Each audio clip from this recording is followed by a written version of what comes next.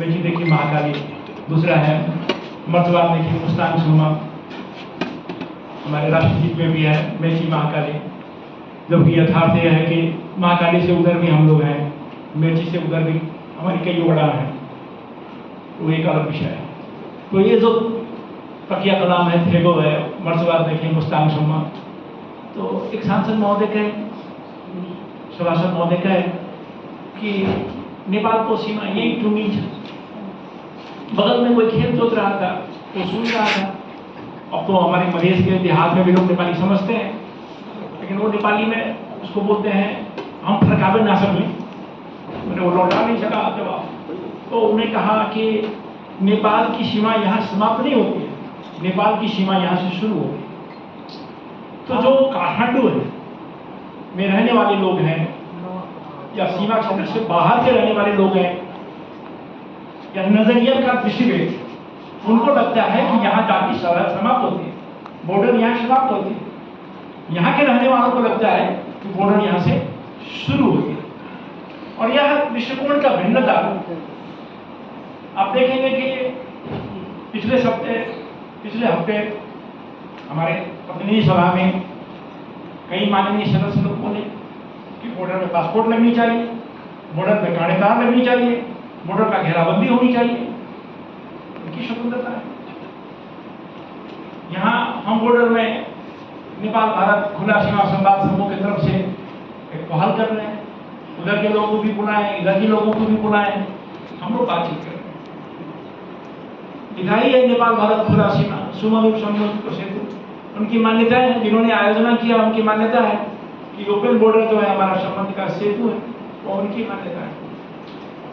लेकिन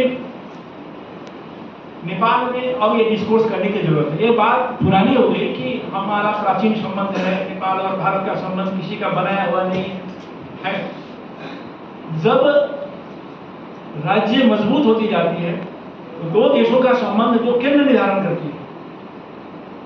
अंतर्राष्ट्रीय सीमा निश्चित रूप से कृत्रिम सीमा होती है, लेकिन जब राज्य मजबूत होती जाती है तो वह जो कृत्रिम सीमा है, जो अमूर्त सीमा है, वो हमारे और आपके मानस में मूर्त होकर आ जाती है, हमारे और आपके दैनिकी में मुक्त होकर आ जाती है। हम लोगों ने देखा, भोगा है निकट अतीत में कि हम बॉर्डर पर पार करते थे, कोई निगरानी करने वाला नहीं होता, लेकिन अब जो है दोनों तरफ यह नागरिक सीमा या मैत्रीपूर्ण सीमा में दोनों तरफ सिक्योरिटी एजेंसियां बढ़ती जा रही है। पोस्ट कोविड तो और निगरानी है, कहने के लिए अंतर्राष्ट्रीय सीमा है, नेपाल और भारत के साथ खुला सीमा है, लेकिन प्रत्येक नाका के पीछे अलग अलग प्रक्रिया है। आप साकर भी जाते हैं, वहां आपको पर्चे दिखाना पड़ेगा, यहीं बर्गिनिया दो बर्गिनिया क्रॉस कीजिए, वहां आपको दिखाना पड़ेगा, रक्सौल में नहीं दिखाना पड़ेगा। आप पहले जाते थे इस गाड़ी में संबंध में तीर्थाटन करने कहीं तो गाड़ियां सहज लेकर जाते थे, आज नहीं जा सकते।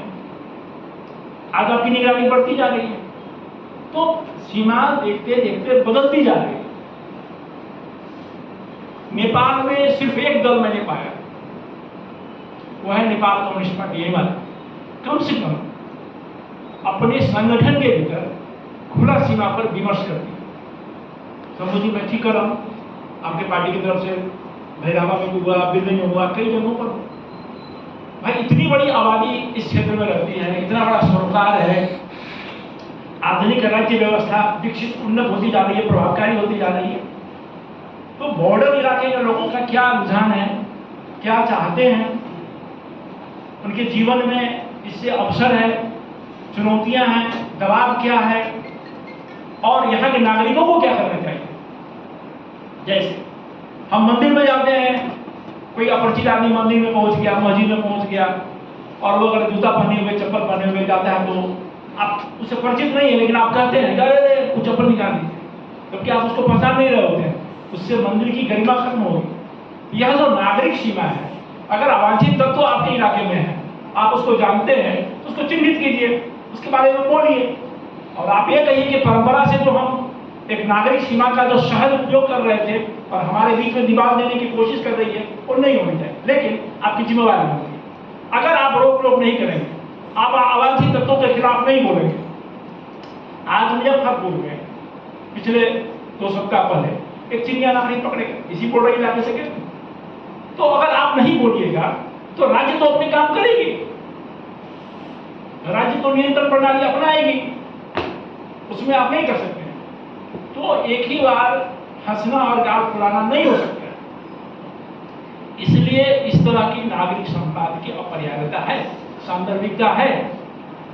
मैं अधिक नहीं कहना चाहूंगा, मैं सिर्फ ये कहना चाहता हूं कि यह विमर्श इस दिशा में केंद्रित हो, क्योंकि समाज के पॉलिटिकल पार्टी के लोग हैं, गैर सरकारी संगठन के लोग हैं, शिक्षा क्षेत्र के लोग हैं, दूतावास के भी प्रतिनिधि हैं। यह सिर्फ दिल्ली और काठमांडू की सरकार की विषय नहीं, कूटनीति की विषय नहीं है।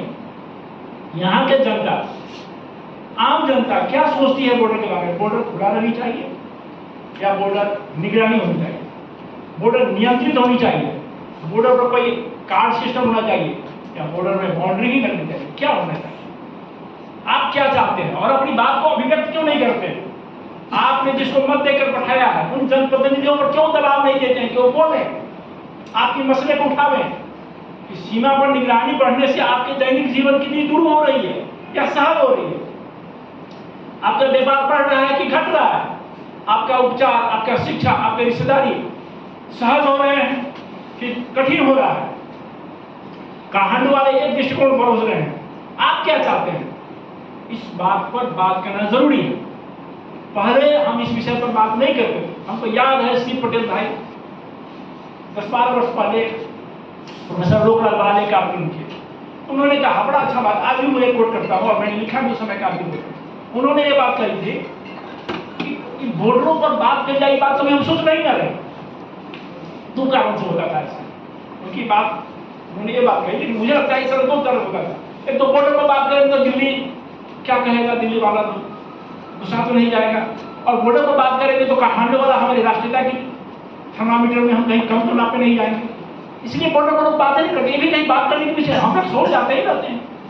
हम तो मामा गाँव जाते हैं, वो लोग हमारे यहाँ ससुराल तो आ जाते हैं, ये भी कोई विषय है बात करने की? नहीं।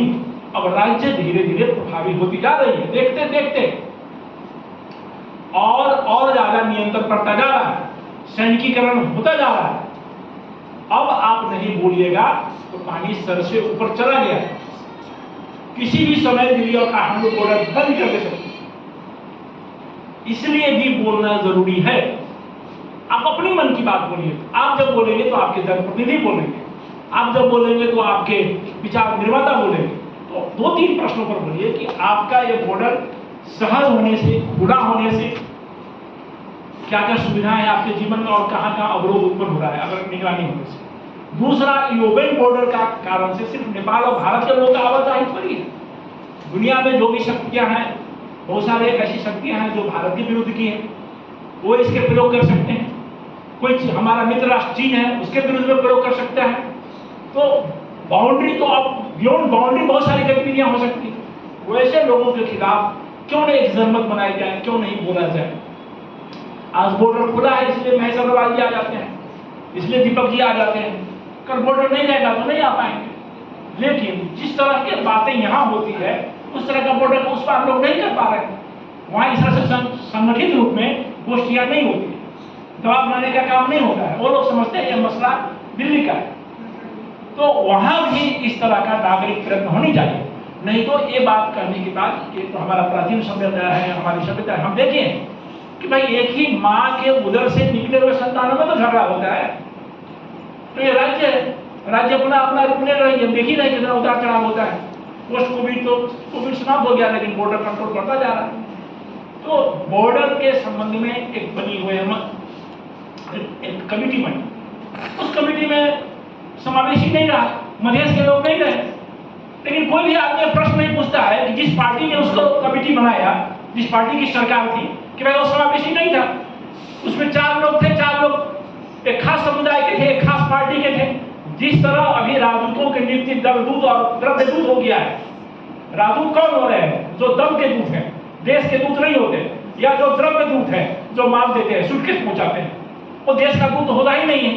तो जो ईपीजी रिपोर्ट बना, जिसमें इस बॉर्डर की लोगों की भावनाओं होनी चाहिए या उन लोगों को निगरानी और नियंत्रित करने की रिपोर्ट में बातें कही गई है और वो पॉलिटिक्स करने गए थे, क्योंकि वो रिपोर्ट अभी बाहर आई नहीं, वो सूचना बाहर पहुंचा रहे थे, क्योंकि उनको किसी पॉलिटिकल पार्टी को नेशनलिज्म का एजेंडा हैंड ओवर करना था। तो हर पार्टी के भीतर लोग हैं, इस इलाके के लोग हैं। तो आपको क्या लगता है वो बात कहिए, आपके नेता क्या कहते हैं वो बात छोड़िए, आपके जीवन में क्या सहजता और असहजता है। मैं तो ये मानता हूं कि माओ भी ओपन बॉर्डर के कारण चाइना से नहीं, भारत के रास्ते नेपाल का है वो, क्योंकि माओ की 4 वॉल्यूम की किताबें पटना में लिखी गई, अनुवाद की गई, तब नेपाल में वामपंथी लोग प्रशिक्षित हुए। नेपाल की 2 पुरानी पार्टियां, नेपाली कांग्रेस और नेपाल कम्युनिस्ट पार्टी, कोलकाता में पैदा हुई। इसलिए पैदा हुई कि खुली हुई थी, बॉर्डर खुला था, इसलिए हम लोगों ने वैचारिक आधार पर वहां वो बना। तो एक बार हम प्रदीप नेपाल और प्रदीप गेवाली से मेरी अच्छी बनती है, हम लोग पटना गए कुछ किताब खरीदने के लिए, राजकमल प्रकाशन है पटना साइंस कॉलेज के सामने। तो हम लोग हिंदी में बात कर रहे थे, दोनों लोग टोपी लगाते हैं, नेपाली टोपी उसको कहते हैं। एक युवती आई और पांचों को प्रणाम किया प्रदीप गेवाली जी को और बोले कि आप ईश्वर अंकल हैं। सभी लोग भोचक होंगे, नहीं हम ईश्वर अंकल तो नहीं है। तो नहीं आप लोग नेपाली में बात कर रहे थे, आप ही की तरह चेहरे मोहरे के ईश्वर पोखरेल जी हमारे घर में 6 महीना रहे थे और 80 के दशक में, अर्थात कि जब वो पंचायत था तो उनके पिताजी कम्युनिस्ट लीडर थे मुजफ्फरपुर डिस्ट्रिक्ट के, वहाँ ईश्वर पोखरेल जी 6 महीना रहे थे। क्या कोई नेता हमारे मित्र राष्ट्र चीन में जाकर शेल्टर लेकर यहाँ पॉलिटिक्स किया? नहीं किया। तो नेपाल की हर रिवॉल्यूशन, हम रोटी बेटी के संबंध नहीं, हमारी क्रांति की संबंध। तो ये जो क्रांतियां हमारे नेपाल में हुई है और जनता की शक्ति मजबूत हुई है ओपन बॉर्डर के कारण। तो मैं तो यही कहता हूं कि मेरा खोया हुआ रंगीन नजारा दे दो, बॉर्डर ओपन होनी चाहिए, लेकिन राज्य की अपनी सुरक्षा चुनौतियां हैं, उस सुरक्षा चुनौतियां में हम कैसे कंट्रीब्यूट कर सकते हैं। आज आप और हम वीरगंज शहर में ही, अपने शहर में ही या अन्य शहर में जाते हैं तो आपके साथ कोई न कोई कार्ड होनी चाहिए। मान लिया मोटरसाइकिल से जा रहे हैं और आपके एक्सीडेंट हो गई, आपके पास आपकी पहचान पत्र नहीं है, तो लोग कैसे पहचान करेगा कि आप कौन है। आप दूसरे शहर में जाते हैं, होटल में रहते हैं, तो आपको कहता है कि परिचय पत्र दीजिए। तो जिस तरह की सुरक्षा चुनौतियां बढ़ रही और ये ओपन बॉर्डर पर बटन दृष्टि लग रहा है, तो आप अपने देश के भीतर कोई न कोई एक निगरानी का एक जानकारी कि आप कौन है इसके चिन्हित किया जाता है। तो क्या ओपन बॉर्डर, इस बॉर्डर के आर पार करनी है तो ऐसा जरूरी है या नहीं है तो फिर क्या करना है, कैसे करना है, इस पर खुलकर कोई केंद्र का दिया हुआ एजेंडा के तहत नहीं, आप अपनी एजेंडा खुद तय करें, पूरा दिमाग से करें, क्योंकि आने वाली पीढ़ियों के लिए क्षण भर के उन्माद में, क्षण भर के उत्तेजना में हम शताब्दियों के लिए एक बंदगी बना रहे हैं, एक दीवारें खड़ा कर रहे हैं। देखें दुनिया में दीवारें खड़ी हुई, लेकिन दीवारें तो तोड़ दी गई। दुनिया में आज लोग कहते हैं गोपेन काठमांडू में जो लोग बोल रहे थे पार्लियामेंट में कि तस्करी बढ़ी हो, अपराध बढ़ी, भाई चीन के साथ तो पासपोर्ट है, लेकिन इसी पीरियड में अली असगर भाई सीनियर नागरिक होते पड़ता है, इसका भी वहाँ तो पूरा बॉर्डर क्लोज है, लेकिन यहाँ चीनिया को आकर यहाँ करने के लिए किसने छूट दिया। तो एयरपोर्ट पे तो पासपोर्ट ही वाले लोग जाते हैं या कोई परिचय लेकर ही लोग जाते हैं और आते हैं। इतनी बड़ी सोने की तस्करी हो रही है, तो क्या तस्करी ओपन बॉर्डर के ही कारण से होते हैं कि मसला कुछ और है, हमारे सिस्टम में स्ट्रक्चरल प्रॉब्लम है, लैप्सेज है, उसको भी हमें देखना होगा। अब अपराध जो है कि खाली ओपन बॉर्डर के कारण से होता है कि आज एक दूसरे देश में जाकर इसी पीरियड की एक मुस्लिम युवती को म्यांमार में ले आकर चाइनीज लोग स्कैम में भर्ती कराए हुए, बॉर्डर तो क्लोज है। लेकिन यहाँ की एक सामाजिक संस्था में काम करने वाली लड़की को मैं जब गया थाईलैंड तो वहां पता, फिर उसको रेस्क्यू कराया गया।